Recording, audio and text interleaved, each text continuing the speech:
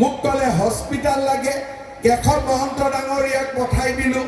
আজি আমাৰ সৰ্থেবাৰীত 100 বেডেড হস্পিটালৰ কাম আৰম্ভ হৈ গ'ল, অনুমোদন হৈ গ'ল, আধাৰশিলাও হৈ গ'ল।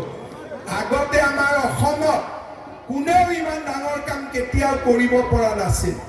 এটা এটাকৈ আজি আমাৰ ৰাজ্যখনত দৰিদ্ৰ মানুহক সহযোগিতাই হওক, মধ্যবিত্ত মানুহক সহযোগিতাই হওক বা ৰাইজৰ কাৰণেই হওক, আজি আমি আঁচনিও আনিছোঁ, বিকাশো আনিছোঁ আৰু অসমখনলৈ আমি শান্তিও আনিছোঁ। আমি সকলো কাম আজি আমাৰ ৰাজ্যখনত আমি আগবঢ়াই লৈ গৈ আছোঁ। মই সৰ্থেবাৰী ৰাইজক এইখিনিও ক'ব খোজোঁ যে মাজে মাজে ইয়াত মিছামিছি আন্দোলন হৈ থাকে যে অফিচ কোনোবাই উঠাই নিব নেকি, তেনেকুৱাতো কথাই নাই। এনে আন্দোলন কৰি থাকিব নালাগে, কিবা থাকিলে মোক ক'লে হ'ল। সমস্যা নাই, আমি সমস্যা বনাই ল'ব নিজে নালাগে। কাৰণ সমস্যা যদি আমি বনাই লওঁ তেতিয়া ব্লাড প্ৰেছাৰ বাঢ়িব। আৰু যদি ভাবি লওঁ যে মামা আছে মুখ্যমন্ত্ৰী, আমাৰ কোনো সমস্যা নাই, তেতিয়াহ'লে একো সমস্যা নাই, ব্লাড প্ৰেছাৰো নুঠে, একো নুঠে।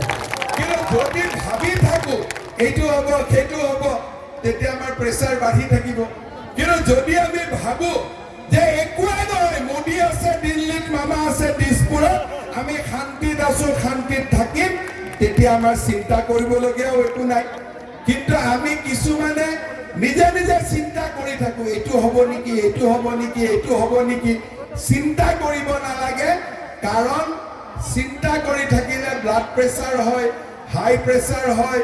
একো কৰিব নালাগে, মাত্ৰ এটাই যে মই বিজেপিক ভোট দিছোঁ, আমাৰ একো অন্যায় হ'ব নোৱাৰে, মোদীয়ে আমাৰ একো অন্যায় নকৰে, হিমন্ত বিশ্ব শৰ্মাই আমাৰ একো অন্যায় নকৰে। এই বিশ্বাসটো যদি আমাৰ থাকে তেতিয়াহ'লে আমি একো চিন্তা কৰিব নালাগে। অসমত উন্নতি হ'ব, অসমত আমি আগবাঢ়ি যাব পাৰিম, আৰু এইটোৱে আমাৰ লক্ষ্য হোৱা উচিত। আজি আমাৰ ৰাজ্যখনত ৰাইজে আমাক বিশ্বাস কৰাৰ কাৰণে আজি আমি দালালি শেষ কৰিলোঁ, ল'ৰা ছোৱালীক চৰকাৰী চাকৰি দিছোঁ, অৰুণোদয় দিছোঁ, অসম মালাৰ ৰাস্তা বনাইছোঁ, জিলাই জিলাই মেডিকেল কলেজ কৰিছোঁ। আজি এফালৰ পৰা আমি যিমানবিলাক উন্নতি কৰিছোঁ তাৰ মূলতে হ'ল ৰাইজৰ আস্থা, ৰাইজৰ বিশ্বাস আৰু ৰাইজৰ আশীৰ্বাদ।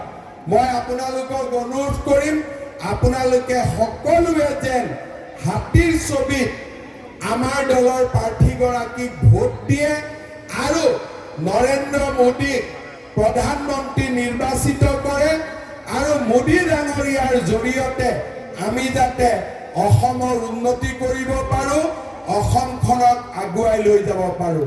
আমি দিম নে নিদিম ভোট? দিম নে নিদিম? সকলোৱে ইলেকশ্যনৰ দিনা ৰাতিপুৱা সোনকালে ভোট দিব, দেৰিলৈকে ৰাখি নথব। হিন্দীত এষাৰ কথা আছে, পেহেলে ভোট দান বাদ মে জলপান। আমাৰ মানুহে কি কৰে, ৰাতিপুৱাই ভাত বনাব, কাপোৰ ধুব, লাহেকৈ ভোটটো দিব যায়, তেতিয়ালৈকে 5টা বাজিয়ে যায়।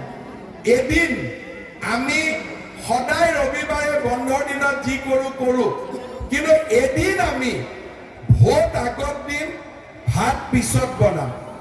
ভোট আগত দিম, ঘৰৰ কাপোৰ আমি পিছত ধুম।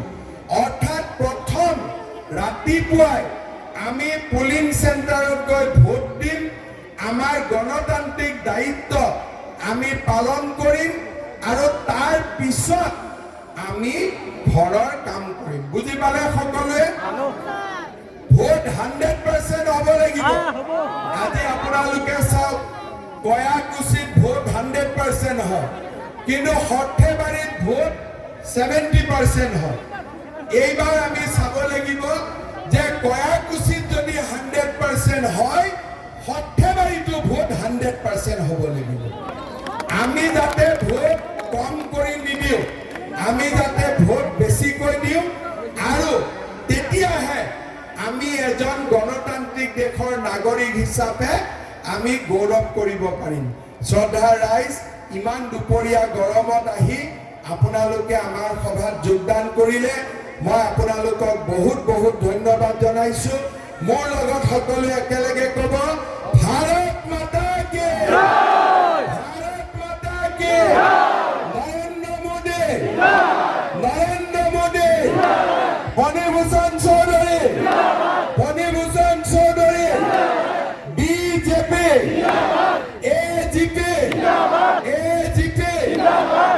এজিপি বহুত বহুত ধন্যবাদ আৰু এবাৰ নাচিব আৰু এবাৰ